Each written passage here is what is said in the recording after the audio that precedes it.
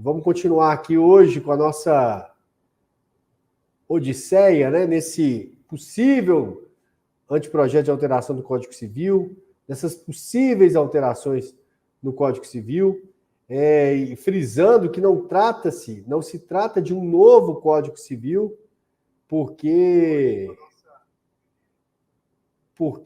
a base, os princípios, a base, o fundamento principal continua do código que está vigente. Então, são alterações pontuais, aliás, são muitas alterações, né? Em torno aí de 1/4 a 1/3 do texto, né? Vamos pôr 1/3, né? Até um pouco mais, mas que não mudam a estrutura base do código, principalmente com relação aos princípios, aspectos principiológicos do Código Civil. Então, não há que se falar de um novo Código Civil, né? Não há de se falar de um Código Civil totalmente diferente, novo.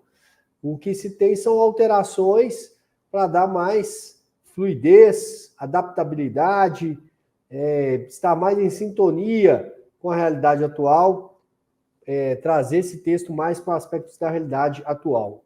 A nossa penúltima aula, na última aula, eu falei de aspectos conceituais do direito de família que vão ser alterados, né, já em vista da questão do direito sucessório e até mesmo do direito de família, que está já a partilha, a direitos envolvendo direitos que são consequência das relações matrimoniais ou de união estável, das relações conjugais.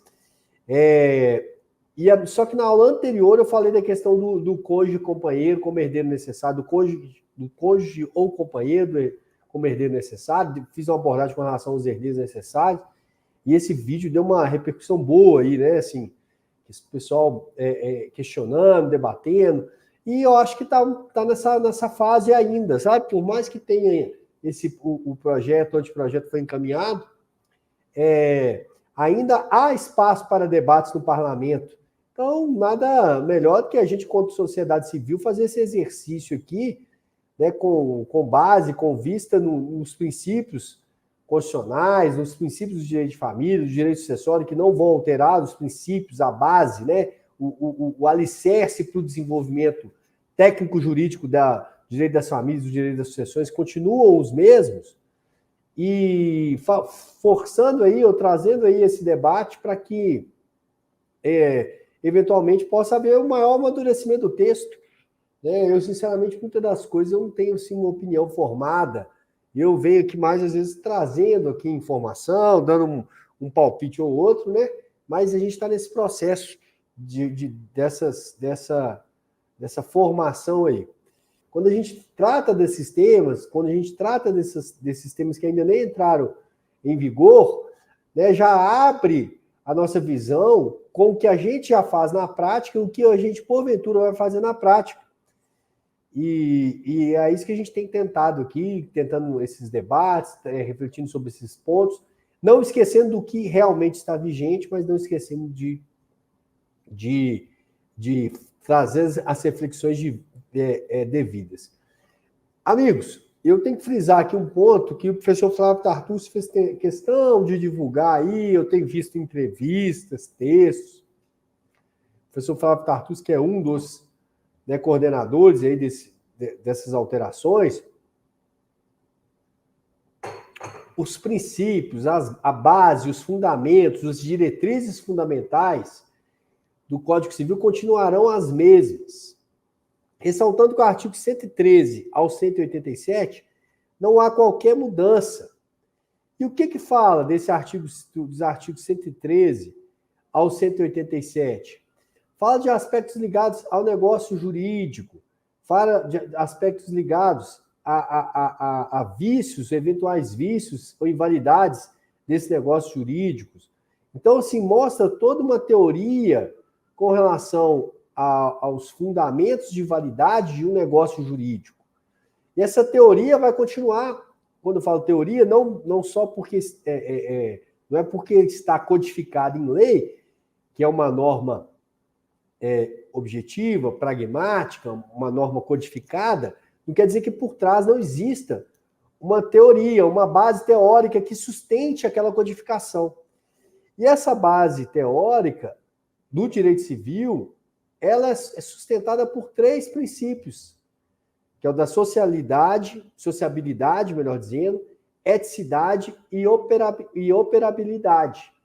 Né? A gente tem outros princípios, como da função social, dos próprios contratos, função social dos contratos, função social da propriedade, boa-fé, autonomia privada, que é importante também.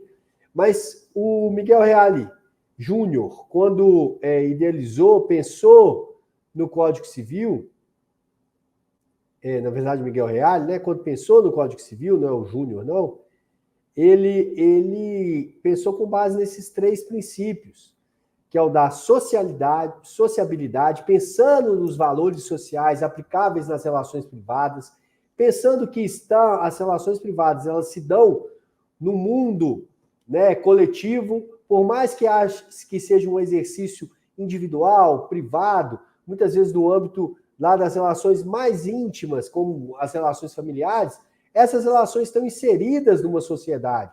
Então, o olhar social, o olhar daquela sociedade para aquelas relações tem que ser levado em consideração. Isso até justifica, por mais que muitos não tenham gostado, mas isso justifica uma certa cautela, por exemplo, das alterações do Código Civil no que tange a famílias paralelas e a famílias simultâneas. Né? Que por mais que haja correntes que defendem uma total autonomia das relações no âmbito sentimental, amoroso, há que se considerar aspectos da sociedade, ou o olhar da sociedade, digamos, mais conservador, né, ou digamos, mais voltado para uma forma tradicional de relação ou de casamento. Então, assim, o princípio da sociabilidade, ele é fundamental e continua mais do que nunca vigente em todas as interpretações, inclusive dessas alterações que estamos trabalhando. Além disso, o princípio da eticidade, que é ética das relações, ética das relações jurídicas, e da operabilidade, do que tange a dinâmica das relações jurídicas, principalmente, né, quando se trata de relações privadas. Né? A operabilidade é instrumento para exercício da autonomia privada.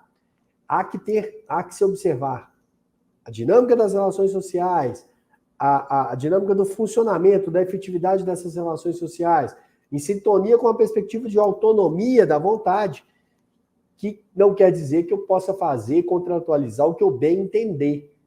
Né? O que eu bem entender, não, tem limites em lei. E, além disso, né, a questão da boa-fé, a questão da função social, o princípio função social das relações jurídicas, não só da propriedade, há de se visualizar que sempre, volto a dizer, muito embora relações privadas, aquelas relações privadas elas têm uma consequência coletiva. Então, elas não podem ser visualizadas apenas com o olhar de efetivação do desejo, da vontade, dos anseios dos indivíduos envolvidos. Às vezes, as relações ali, o bem jurídico que está sendo tratado, não goza de uma disponibilidade tal que possa prevalecer qualquer tipo de negócio jurídico. Dando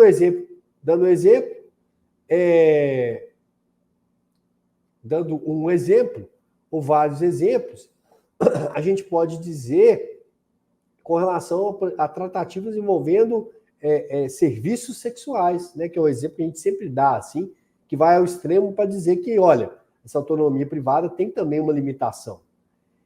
Eu estou até vendo aqui o Almir, seja bem-vindo, viu, Almir? Almir Moser, falei certo? E ele já está perguntando aí, e os reflexos disso com relação às holdings familiares, os reflexos de uma eventual alteração com relação às holdings que já estão feitas, né? Que às vezes a pessoa já fez um planejamento sucessório pensando no regime de bens. atual. E aí esse regime de bens muda. Qual o impacto disso? Tem impacto? Não tem? Eu tenho até uma reunião com a Inara, que é a nossa coordenadora pedagógica, que nós vamos preparar um material específico para isso. Hoje eu já vou te dar, vou falar mais um pouco, mas a gente sabe que a lei material, ela não retroage, né? Então, assim, se a pessoa... Isso vale até hoje, né, gente? Se a pessoa faleceu na vigência do código anterior, no Código 16, o processo de sucessão é observado a regra de sucessão lá atrás, do Código 16. Então, o momento da ação, por exemplo, se eu casei sob a vigência do Código 2002, por mais que mude agora vários aspectos e vai mudar, vale o que eu realizei ali naquele momento. Mas agora pensando numa relação empresarial, né, societária, que é mais dinâmica, né, e pensando também que os regimes de casamento, e nós vamos falar sobre isso hoje, uma das grandes alterações é aumentar a autonomia dessa disposição de regime de casamento. Essas alterações do Código Civil fizeram questão de dizer a possibilidade de criar, deixar clara a possibilidade de criar um regime próprio, específico para cada relação. Porque por mais que antes poderia falar, não, mas isso já podia. Você podia fazer um regime de casar, um regime de separação de bens e fazer um pacto antinupcial, prevendo inclusive a comunicabilidade de certos bens. Isso traz um regime próprio, específico. Por mais que tinha essa possibilidade, existiam muitos que falavam que não, os regimes são aqueles previstos em lei. Agora, uma das alterações é essa. Deixar claro que cada um pode regular as suas relações familiares da forma que bem entender. Da forma que bem entender. E aí, isso abre, sim, um grande espaço para que coisas que eram feitas e que eram consideradas como ilegais nas holdings passam a ser legais. Agora, será que o fato de ter sido feito na vigência do Código de 2002, e aí vamos pensar, no exercício de futurologia, é aprovado as alterações do Código Civil, do novo Código Civil, essa holding, ou essa estrutura societária que foi feita, e que violava o Código de 2002, mas que agora não viola a nova legislação, será que ela passa a ser convalidada? Eu entendo que não. Eu entendo que não. Por causa da vigência do tempo da legislação. Mas é um debate, dentre vários outros, que nós vamos ter que enfrentar.